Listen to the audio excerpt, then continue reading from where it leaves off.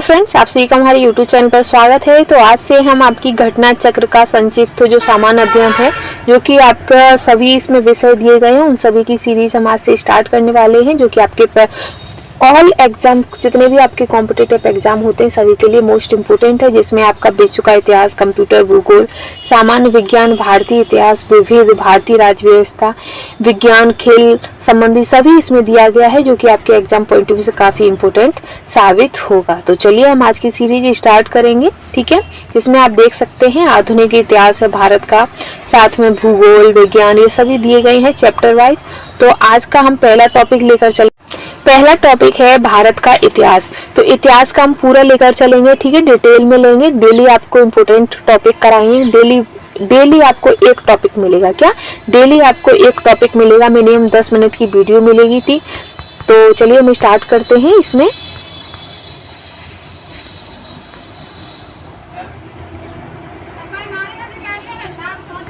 आज का है इतिहास। तो इतिहास जो शब्द है वो कैसे बना है, कैसे नहीं, तो इतिहास के बारे में हम पहले देख लेते हैं कि जो इतिहास शब्द है वो आपका इति धन हा प्लस आस से मिलकर बना है, जिसका अर्थ यानी कि तात्पर्य है एक निश्चय था। क्या था? यह निश्चय था। इतिहास का शाब्दिक अर्थ क्या है? तो इतिहास का शाब्दिक अर्थ है कि यह निश्चित था। ग्रीस के लोग इतिहास के लिए हिस्टोरिया, यानी कि जो आज के समय में हम जो हिस्टोरिया कहते हैं वो हिस्टोरिया कहते थे। हिस्टोरिया कौन कहते थे? तो ग्रीस के लोग कहते थे, ठीक है। और इसका शाब्दिक अर्थ क्या होता था? बोनना। और जो हिस्ट्री है, जो वर्तमान में जो आपका हिस्ट्री शब्द जो है वो हेरोडोटस ने सर्वप्रथम अपनी पुस्तक हिस्टोरिया में किया था, ठीक है। तो और कोई क्वेश्चन आपसे पूछता है कि इतिहास के जनक किसे कहते हैं, तो आपका आंसर हो जाता है हेरोडोटस। किसको कहते हैं? हेरोडोटस को इतिहास का जनक कहते हैं। तो इस टॉपिक में जो आपका क्वेश्चन इंपोर्टेंट बनता है तो यही होता है कि जो हिस्टोरी का पुस्तक किसकी है, तो वो आपकी हेरोडोटस है। और इतिहास का जनक किसे माना जाता है, तो हेरोडोटस को माना जाता है। फिर आता है कि अध्ययन के लिए हम इतिहास को कितने भागों में बांटते हैं, तो प्राचीन काल, मध्यकाल और आधुनिक कालों में बांटा गया है। जो कि फिर आता है कि प्राचीन भारतीय इतिहास जानने के स्रोत। तो आपको बता दें कि जो प्राचीन भारत है उसको अगर हमें पढ़ना है, उसे जानना है, तो उसकी क्या क्या स्रोत है, तो एक आपका साहित्यिक स्रोत आता है और दूसरा आपका पुरातात्विक स्रोत आता है। साहित्यिक स्रोत में को आपका धार्मिक साहित्य और लौकिक साहित्य में बदला गया है, ठीक है। और जो लौकिक साहित्य उन्हें आपका ऐतिहासिक ग्रंथ और जीवनियों में चेंज किया गया है। और फिर इसी के आगे है कि जो आपका धार्मिक साहित्य वो आपके ब्राह्मण और गैर ब्राह्मण ग्रंथ जैसे कि वेद, पुराण, आरण्य, उपनिषद, महाभारत, ये सभी दिए गए हैं। वहीं जो गैर ब्राह्मण है उसमें आपके जैन, बौद्ध, ये सभी दिए गए हैं, ठीक है। अब बात कर लेते हैं इधर पुरातात्विक स्रोत। पुरातात्विक स्रोत क्या होते हैं? जैसे कि आपके अभिलेख मिलते हैं, सिक्के, स्मारक, मूर्तियां, चित्रकलाएं, ये आपकी किस में आ जाती हैं, तो ये आपकी पुरातात्विक स्रोत में आ जाती हैं। तो चलिए हम आज का अब हम आते हैं ब्राह्मण साहित्य, यानी कि साहित्यिक स्रोत को लेकर चलेंगे। और साहित्यिक स्रोत आपके जब खत्म हो जाएंगे फिर हम किस में पहुंच जाएंगे? पुरातात्विक स्रोत में पहुंचेंगे, ठीक है। तो आज हम अपन का कितना लेंगे, तो आज हम आपके ले लेंगे ये धार्मिक साहित्य में आपके क्या क्या हो जाएंगे? ब्राह्मण ग्रंथ आपका हम लेंगे, ठीक है। ब्राह्मण ग्रंथ में आपके वेद, पुराण, आर्यन, उपनिषद, महाभारत, स्मृति ग्रंथ, इतने आज हम आपके करा देंगे। और फिर आपकी जो नेक्स्ट वीडियो बनेगी वो आपकी जैन धर्म, बौद्धिक धर्म से हो जाएगी, ठीक है। तो चलिए, तो ब्राह्मण साहित्य क्या है ये देखते हैं। तो ब्राह्मण साहित्य, ब्राह्मण ग्रंथ प्राचीन भारतीय इतिहास की जानकारी हेतु अत्यंत इम्पोर्टेंट है, ठीक है। जिसमें आपके वेद हैं। वेद क्या है? तो ब्राह्मण साहित्य में सबसे प्राचीन ग्रंथ वेद है। क्या है? सबसे अगर प्राचीन में हम जाते हैं तो सबसे प्राचीन ग्रंथ क्या है, तो वो आपके वेद हैं। वेदों के द्वारा हमें प्राचीन आर्यों के धार्मिक, सामाजिक, सांस्कृतिक, आर्थिक और राजनीतिक जीवन पर प्रकाश पड़ता है, या उनके बारे में हम जानते हैं। फिर क्वेश्चन आता है कि वेदों की संख्या कितनी है, तो वेदों की संख्या आपकी 4 है। कितनी है? 4 है, ठीक है। आगे आता है ब्राह्मण ग्रंथ। तो जो ब्राह्मण ग्रंथों की जो रचना है वो संहिताओं की व्याख्या हेतु सरल गद्य में की गई है। क्वेश्चन आ जाएगा कि ब्राह्मण ग्रंथों की जो रचना है वो कैसे की गई है, तो ये आपकी सरल गद्य में की गई है, ठीक है। ब्रह्म का अर्थ क्या है, तो ब्रह्म का अर्थ आपका हो जाता है यज्ञ, क्या है, यज्ञ है। और यज्ञ के विषयों का जो प्रतिपादन करने वाले ग्रंथों को क्या कहते हैं, तो ब्राह्मण कहते हैं। क्या कहते हैं, ब्राह्मण कहते हैं। ब्राह्मण का, अब इसमें क्या है, जो ब्राह्मण ग्रंथ है इसका शाब्दिक अर्थ दिया गया है कि ब्रह्म का अर्थ क्या है, तो यज्ञ है, और यज्ञों के विषयों का जो प्रतिपादन करने वाला जो ग्रंथ होता है वो आपका ब्राह्मण ग्रंथ कहलाते हैं। ठीक है, प्रत्येक वेद के लिए अलग अलग ब्राह्मण ग्रंथ दिए गए हैं। फिर आता है कि अरण्यक क्या है, तो जो अरण्यक है ये आपके ब्राह्मण ग्रंथ के अंतिम भाग है, जिसमें दार्शनिक रहस्यात्मक विषयों का वर्णन किया गया है। वहीं जो अरण्य है वो जंगल में पड़े जाने के कारण इन्हें आरण्य कहा जाता है। तो आरण्य का शाब्दिक अर्थ क्या है कि इन्हें जंगल में पढ़ते थे, जिसके कारण इनका नाम आरण्य पड़ गया। और कुल आरण्य कितने हैं, तो कुल आरण्य आपके 7 हैं। वेद कितने हैं, तो 4 हैं। आरण्य कितने हैं, तो 7 हैं। ठीक है, आगे अब आता है उपनिषद। उपनिषद क्या है, तो उप का जो शाब्दिक अर्थ क्या होता है, समीप। नी का होता है निष्ठापूर्वक या सदकर्क। सद का अर्थ क्या है, बैठना। ठीक है, उपनिषद, तो उप का अर्थ क्या हो गया, समीप। नी का मतलब अर्थ क्या होगा, निष्ठापूर्वक। और जो बाद में जो आपका सद है, सद का अर्थ क्या हो गया, बैठना। तो उपनिषद का अर्थ क्या हो जाता है, गुरु के समीप बैठकर, यानी कि गुरु के समीप बैठना। तो गुरु के समीप बैठकर ही हम रहस्य विद्या का ज्ञान प्राप्त करते थे।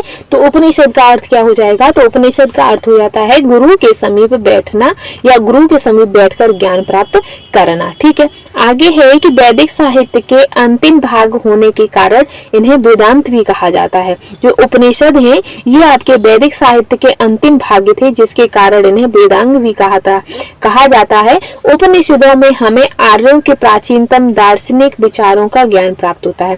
उपनिषदों से हमें किसके विचारों का ज्ञान प्राप्त होता है, तो आर्यों के प्राचीनतम दार्शनिक विचारों का।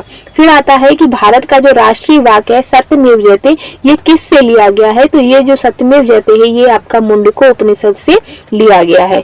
कुल उपनिषदों की संख्या कितनी है, तो कुल उपनिषदों की जो संख्या है वो आपकी कितनी है, 108 है। वेद कितने हैं, तो 4 हैं।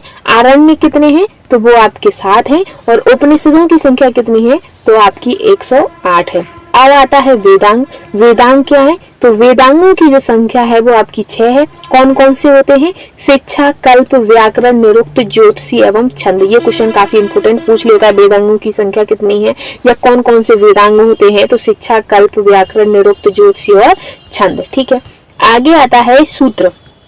सूत्र क्या है, तो वैदिक साहित्य के अक्षुण्ण बनाए रखने के लिए सूत्र साहित्य का प्रणय हुआ था।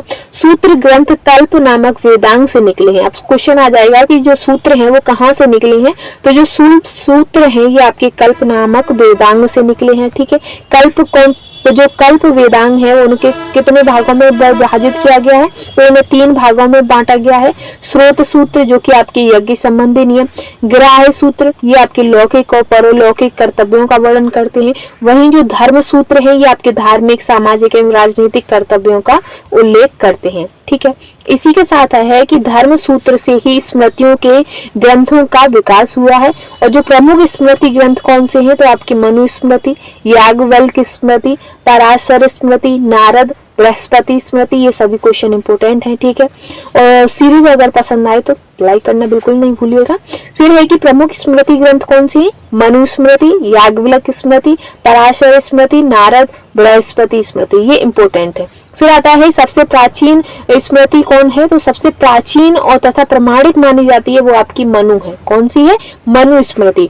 फिर है कि मनुस्मृति के भाष्यकार यानी कि टीकाकार है। तो मनुस्मृति पर कौन कौन से भाष्य लिखे गए हैं, तो मेघातिथि, गोविंदराज, भरूची और कुल्लू भट्ट। ठीक, ये आपके क्या हैं, ये आपके टीकाकार हैं। ठीक है, फिर है कि याज्ञवल्क्य स्मृति के टीकाकार हैं। तो याज्ञवल्क्य जो स्मृति है उसके टीकाकार कौन कौन से हैं, तो विश्वरूप है, विज्ञानेश्वर है और अपरार्क है। ठीक है, फिर है कि व्याकरण ग्रंथों में सबसे महत्वपूर्ण कौन से ग्रंथ है, तो वो अष्टाध्यायी है, जो कि आपके पाणिनि के द्वारा लिखी गई है। अष्टाध्यायी, अष्टाध्यायी क्यों, क्योंकि ये 8 इसके कितने अध्याय हैं, 8 अध्याय हैं, इसीलिए इसे अष्टाध्यायी कहा जाता है। ठीक है, और अष्टाध्यायी में ही आपकी जो संस्कृत की जो वर्णमाला है वो दी गई है। ठीक है, फिर आता है कि पुराण है, तो पुराणों की संख्या कितनी होती है, तो पुराणों की संख्या 18 होती है। ठीक है, वहीं आता है कि पुराणों के रचयिता लोमहर्ष अथवा उनके पुत्र उग्रश्रवा हैं। कौन कौन है, जो पुराणों के रचयिता कौन है, तो लोमहर्ष हैं,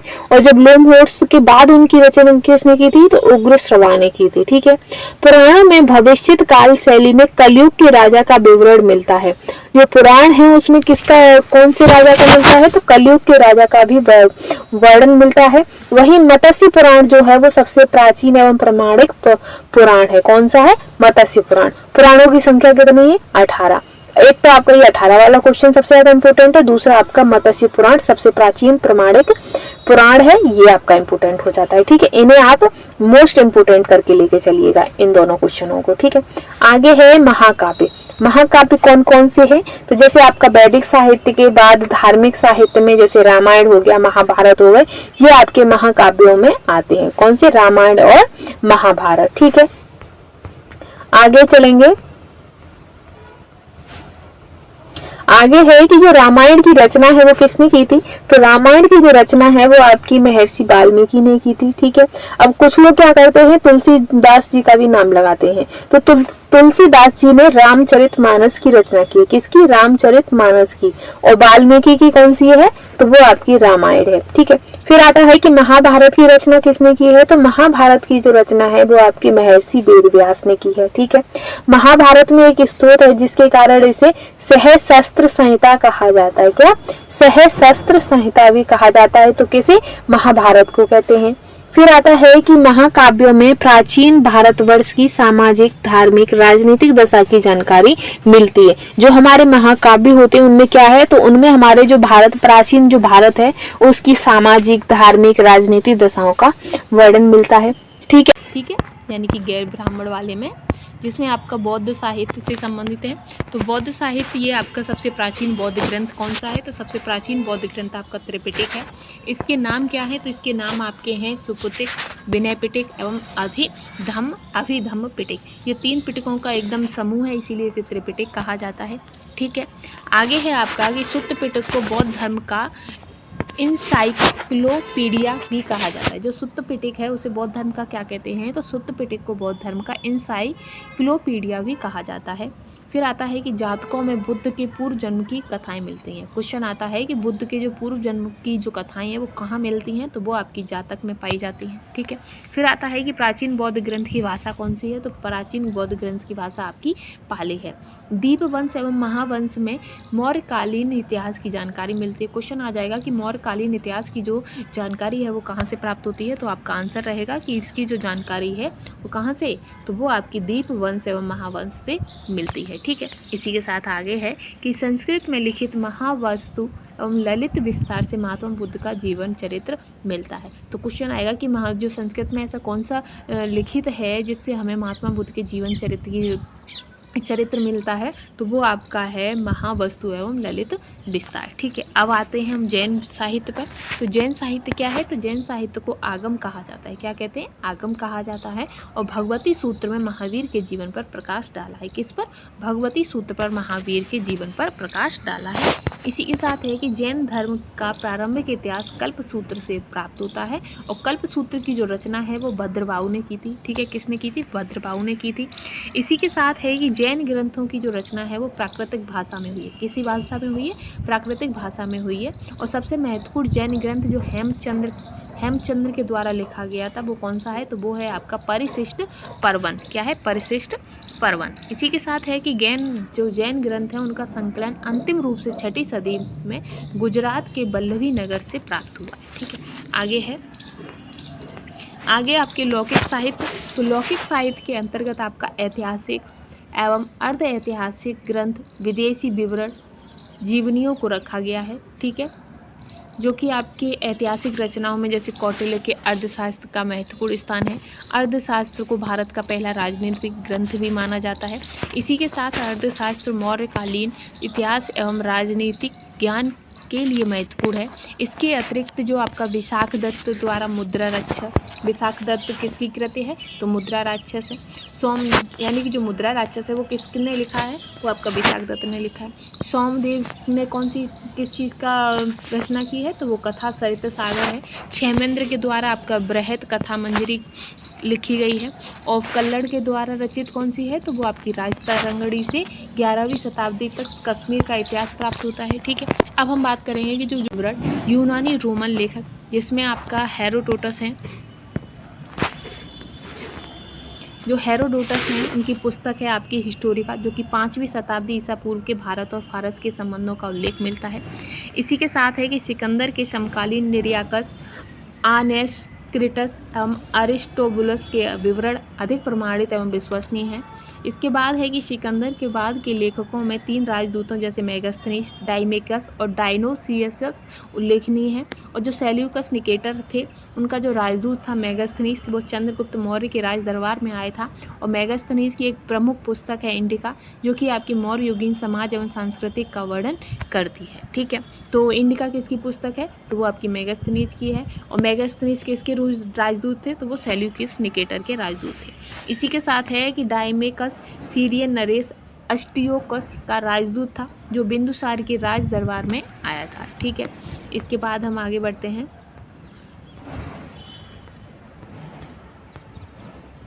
फिर आता है कि जो डायोनीसियस हैं वो मिस्र नरेश टॉलमी फिलाडेल्फस का राजदूत था। तो क्वेश्चन आएगा कि फिलाडेल्फस के राजदूत कौन थे जो भारत में आए थे और अशोक के दरबार में आए थे, तो वो थे आपके डायोनीसियस। ठीक है, टॉलमी ने 2वीं शताब्दी में जियोग्राफी नामक पुस्तक लिखी थी। जियोग्राफी नामक पुस्तक किसने लिखी तो वो आपकी टॉलमी के द्वारा लिखी गई थी। प्लिनी ने सबसे पहले प्रथम शताब्दी में नेचुरल हिस्ट्री नामक पुस्तक लिखी थी। तो नेचुरल हिस्ट्री पुस्तक किसकी है तो वो आपकी प्लिनी की है। ठीक है, इसके बाद आती है कि नेचुरल हिस्ट्री में पेड़ पौधे, खनिज पदार्थों, भारतीय पशु आदि सभी का उल्लेख मिलता है। फिर है कि पेरिप्लस ऑफ द एरिथियसन सी नामक पुस्तक के लेखक के बारे में जानकारी नहीं है। इसका लेखक 1ली शताब्दी में हिंद महासागर की यात्रा पर आया था। इसने उस समय के भारतीय बंदरगाहों तथा व्यापारिक वस्तुओं के बारे में जानकारी दी है। अब आगे है आपका चीनी लेखक। तो चीनी लेखकों में आपके फायान है, जो कि 5वीं सदी में चंद्रगुप्त द्वितीय के समय आए थे। क्वेश्चन आता है कि चीनी लेखक जो फायान है वो किसके शासनकाल में आए थे, वो चंद्रगुप्त द्वितीय के शासनकाल में आए थे तथा उसने तत्कालिक मध्य भारत की सामाजिक, आर्थिक एवं धार्मिक स्थितियों पर प्रकाश डाला था। ठीक है, उसके बाद है आपकी हुएंगसांग। तो जो हुएंगसांग थे ये आपकी 7वीं सदी में हर्ष के शासनकाल में आए थे। हुएंगसांग किसके शासनकाल में, हर्ष के शासनकाल में आए थे और वो भारत में 16 वर्ष रहे थे। और 16 वर्ष रहे थे उनमें उन्होंने 6 वर्ष तक किसमें पढ़ाई की थी तो नालंदा विश्वविद्यालय में उन्होंने पढ़ाई की थी, अध्ययन किया था। ठीक है, फिर है कि हुएंगसांग की भारत यात्रा का जो वृत्तांत है वो उन्होंने CU की में लिखा है। तो हुएंगसांग की रचना कौन सी है तो वो है आपकी CU की। हुएंगसांग को प्रिंस ऑफ पिलग्रिम्स अथवा यात्रियों का राजकुमार भी कहा गया था हुएंगसांग को। फिर है कि इत्सिंग। तो जो इत्सिंग थे वो आपकी 7वीं शताब्दी के अंत में भारत आए थे। उन्होंने विक्रमशिला और नालंदा विश्वविद्यालय में भारतीय की वेशभूषा तथा खान पान आदि विषयों में उन्होंने प्रकाश डाला था या उनके बारे में लिखा था। फिर है कि मातवान मिल। तो मातवान विल जो है वो हर्ष के पूर्वी अभियानों तथा चाओजू कुआ ने चोल कहानी इतिहास पर प्रकाश डाला है। इसके बाद आपका है कि चीनी यात्री सुंग युन। तो जो सुंग युन है ये आपके 1518 में भारत आए थे और वो चीनी यात्री हो गए हैं हमारे। उसके बाद हम लेंगे अरबी लेखक। तो अरबी लेखक में आपके अलवरूनी है, जो कि आपके 11वीं सदी में महमूद गजनवी के द्वारा भारत आए थे। ठीक है, महमूद गजनवी के साथ भारत आए थे और इन्होंने तहकीक हिंद, किताबुल हिंद नामक ग्रंथ की रचना की थी और ये काफ़ी इंपॉर्टेंट है, इसे आप मोस्ट इम्पोर्टेंट में रखिएगा। ठीक है, फिर आता है कि जिसमें राजपूतकालीन समाज, धर्म, रीति रिवाज आदि का उन्होंने विस्तृत वर्णन किया है। और जो अलवरूनी हैं, अलवरूनी आपके ज्योतिष, गणित, विज्ञान, अरबी, फारसी तथा संस्कृत के एक अच्छे ज्ञाता थे। 9वीं सदी में भारत आने वाले अरबी यात्री सुलेमान ने पाल एवं प्रतिहार शासकों के तात्कालिक आर्थिक, राजनीतिक, सामाजिक दशा का वर्णन किया था। क्वेश्चन आएगा कि पाल एवं प्रतिहार शासकों के बारे में किसने वर्णन किया है तो वो सुलेमान है। ठीक है, इसके बाद है कि बगदाद बगदाद से भारत की यात्रा पर आने वाले अल मसूदी ने राष्ट्रकूट एवं प्रतिहार शासकों के विषय में जानकारी दी। अब ये हमारे चीनी अरबी हो गए। अब हैं कि कुछ अन्य विदेशी लेखक, जिसमें आपके इब्न बतूता। तो जो इब्न बतूता है ये अरबी भाषा में लिखा गया था और ये उसका यात्रा वृत्तांत था कौन सा, रेहला। तो इब्न बतूता ने किसकी रचना की थी, रेहला की थी। और किस भाषा में, तो अरबी भाषा में की थी। ठीक है। फिर है कि यह जो इब्न बतूता है वो 14वीं सदी में भारतीय उपमहाद्वीप के सामाजिक तथा सांस्कृतिक जीवन के विषय में जानकारी का महत्वपूर्ण स्रोत है। और साथ ही तारानाथ एक तिब्बती लेखक थे। उन्होंने क्युंगयूर की रचना की थी। क्युंगयूर और तंगयूर नामक ग्रंथ की रचना की थी। ठीक है। इसी के साथ है मार्को पोलो। तो मार्को पोलो जो कि आपके 13वीं सदी के अंत में पांड्य देश की यात्रा पर आए थे। किसकी देश की यात्रा पर आए थे, पांड्य देश। तो इसमें है आपका कि प्राचीन भारत के अध्ययन के लिए पुरातात्विक सामग्रियाँ सर्वाधिक प्रमाणिक हैं। इसके अंतर्गत मुख्यतः अभिलेख, सिक्के, स्मारक, भवन, मूर्तियाँ और चित्रकलाएं आती हैं। तो अभिलेख हमें कहाँ से क्या प्राप्त हुआ है वो देखते हैं कि सर्वाधिक जो प्राचीन अभिलेख है वो आपका मध्य एशिया माइनर की बोगज कोई नामक स्थान से लगभग 1400 ईस्वी पूर्व का मिला है। कौन सा स्थान है, बोगज कोई, और ये आपका मध्य एशिया माइनर का है और ये 1400 ईस्वी पूर्व आपका है। ठीक है। फिर आता है कि जो बोगज कोई अभिलेख है इसमें इंद्र, मित्र और वरुण तथा नाथ से यानी कि अश्विन वैदिक देवताओं का उल्लेख मिलता है। बोगज कोई जो है उसमें किसके अभिलेख मिलते हैं, तो आपके इंद्र, मित्र और वरुण और नास्ति का जो है वैदिक देवताओं का वर्णन मिलता है। इसी में आगे है आपका कि भारत में सबसे प्राचीन अभिलेख किसके हैं, तो अशोक के हैं। ठीक है। जो कि आपके 3री शताब्दी ईसा पूर्व के हैं। सबसे प्राचीन अभिलेख किसके हैं, तो अशोक के हैं, जिसमें आपके मास्की, गुर्जरा, निट्ठूर और उडेगोलम से प्राप्त अभिलेख हैं, जो कि अशोक के नाम का स्पष्ट उल्लेख करते हैं कि ये अशोक के ही हैं। कौन से, मास्की, गुर्जरा, निट्ठूर और उडेगोलम। ठीक है। आगे है कि अशोक के अभिलेख मुख्यतः ब्राह्मी, खरोष्टी, यूनानी और अरामेइक लिपियों में मिलते हैं। जो अशोक के जो अभिलेख हैं उनकी भाषा क्या है, तो आपकी ब्राह्मी, खरोष्टी, यूनानी और अरामेइक लिपियां हैं। और फिर आता है कि यवन दूत हेलियोडोरस, जो यवन दूत थे हेलियोडोरस के वेशन नगर यानी कि विदिशा मध्य प्रदेश से प्राप्त गरुड़ स्तंभ। तो गरुड़ स्तंभ क्वेश्चन आपका पूछ लेगा कि जो गरुड़ स्तंभ है वो किससे संबंधित है। तो जो आपका गरुड़ स्तंभ है ये किससे संबंधित हो जाएगा, तो ये आपका हो जाएगा हेलियोडोरस से संबंधित होगा। और ये कहाँ है, तो वेशन नगर यानी कि मध्य प्रदेश में है, जो कि शताब्दी कितनी शताब्दी, 2री शताब्दी ईसा पूर्व में है। और भारत में भागवत धर्म के विकसित होने के साक्ष्य मिलते हैं। ठीक है। तो भारत में भागवत धर्म के विकसित होने के जो साक्ष्य हैं वो कहाँ से प्राप्त होते हैं, तो गरुड़ स्तंभ से प्राप्त होते हैं। ठीक है।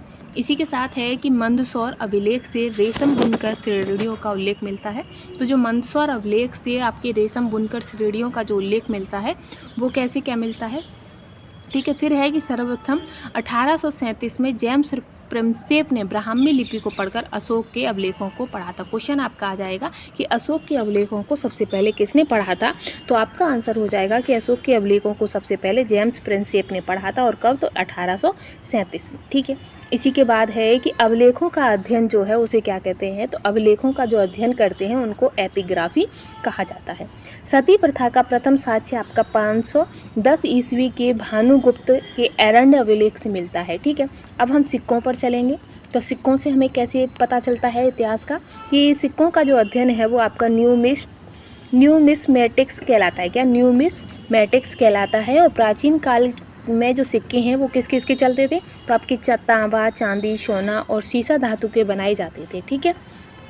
फिर है कि भारत के प्राचीनतम सिक्के कैसे होते थे, तो जो भारत के जो प्राचीनतम जो सिक्के थे उन्हें आहत सिक्के कहा जाता था, जो कि आपकी ईसा पूर्व 5वीं सदी के ठप्पा मारकर बनाए जाते थे। कैसे बनाए जाते थे, ठप्पा मारकर बनाए जाते थे, जिसके कारण भारतीय भाषा में इन्हें आहत कहा गया। क्या, जब हम किसी को ठप्पा यानी किसी को दबाव दे रहे हैं यानी कि उसे आहत कर रहे हैं, तो इसलिए इसका नाम आहत पड़ गया था। ठीक है। आगे है आपका कि सातवाहन ने किसके सिक्के चलाए थे, तो जो सातवाहन थे और गुप्त शासक थे उन्होंने, सातवाहन ने आपके किसके, तो शीशे के सिक्के चलाए थे। ठीक है।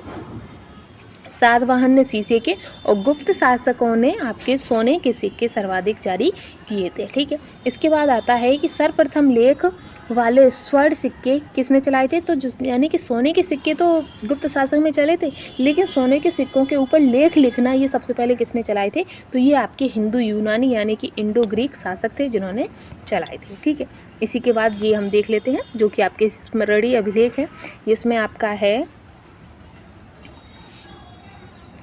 जैसे ये आपके हाथी गुम्फा अभिलेख है, तो ये आपके कलिंग राजा खारवेल से संबंधित है। वहीं जूनागढ़ का जो गिरनार अभिलेख है ये आपका रुद्रदामन से संबंधित है। नासिक का जो अभिलेख है ये आपका गौतमी बल्ल श्री से संबंधित है। प्रयाग प्रशस्ति आपकी समुद्रगुप्त से संबंधित है। मंदसौर अभिलेख आपका मालवा नरेश यशोवर्मन से संबंधित है। ऐहोल अभिलेख आपका पुलकेशन द्वितीय। ग्वालियर अभिलेख आपका प्रतिहार नरेश भोज से संबंधित है। भीतरी तथा जूनागढ़ अभिलेख आपका स्कंदगुप्त से संबंधित है। ठीक है, तो इन्हें हम एक बार फिर से रिपीट कर लेते हैं। हाथी गुम्फा अभिलेख कलिंग राजा खारवेल से, जूनागढ़ अभिलेख रुद्रदामन से, नासिक अभिलेख गौतमी बलश्री से, प्रयाग प्रशस्ति समुद्रगुप्त, मंदसौर अभिलेख मालवा नरेश यशोवर्मन से, ऐहोल अभिलेख आपका पुलकेशिन द्वितीय, ग्वालियर अभिलेख आपका प्रतिहार नरेश भोज, भीतरी तथा जूनागढ़ अभिलेख आपका स्कंदगुप्त, देवपाड़ा अभिलेख आपका बंगाल शासक विजय सेन से संबंधित है। ठीक है, इसी के साथ अब हम आगे बढ़ेंगे। आपकी आ जाएंगी मूर्तियाँ, स्मारक एवं भवन तथा चित्रकला। तो जो आपके भरहुत, बोधगया और अमरावती की मूर्ति कला में जनसाधारण के जीवन की सजीव झांकियाँ मिलती हैं। तो अब क्वेश्चन आपका पूछेगा कि जो जनसाधारण की जो सजीव झांकियाँ हैं वो कहाँ कैसे मिलती हैं। तो वो आपकी भरहु, बोधगया और अमरावती की मूर्ति में मिलती हैं, मूर्ति कला में मिलती हैं। ठीक है, फिर आता है कि महलों में एवं मंदिरों की शैली से वास्तुकला के विकास का पर्याप्त प्रकाश पड़ता है। जो महल बने थे और मंदिर बने थे उनमें क्या हुआ था, उनसे हमें वास्तुकला की जो शैली है उसका पता चला था कि किस मंदिर में कैसी शैली है, कौन सी जो महल है उनमें कौन सी शैली का यूज किया गया है। ठीक है, आगे है कि अजंता एलोरा आदि के चित्रों में मानवीय भावनाओं और सुंदर अभिव्यक्ति मिलती है। जो अजंता एलोरा के चित्रों की जो मानवीय भावनाओं की जो सुंदर अभिव्यक्ति किससे मिलती है, तो अजंता एलोरा के चित्रों से मिलती है। अब इसके बाद ये आपका आ जाता है कि जो ये हम आपके नेक्स्ट वीडियो में कराएंगे, जिसमें आपका इतिहास का विभाजन होगा, यानी कि अर्ध प्रातैतिहासिक काल क्या है, ऐतिहासिक काल क्या है, ऐतिहासिक काल किसे कहते हैं। तो इससे संबंधित जितने भी क्वेश्चन आपके एग्जाम पॉइंट ऑफ व्यू से इंपॉर्टेंट है इन्हें हम कल देखेंगे। ठीक है, तो आज के लिए बस इतना ही। Thanks for watching.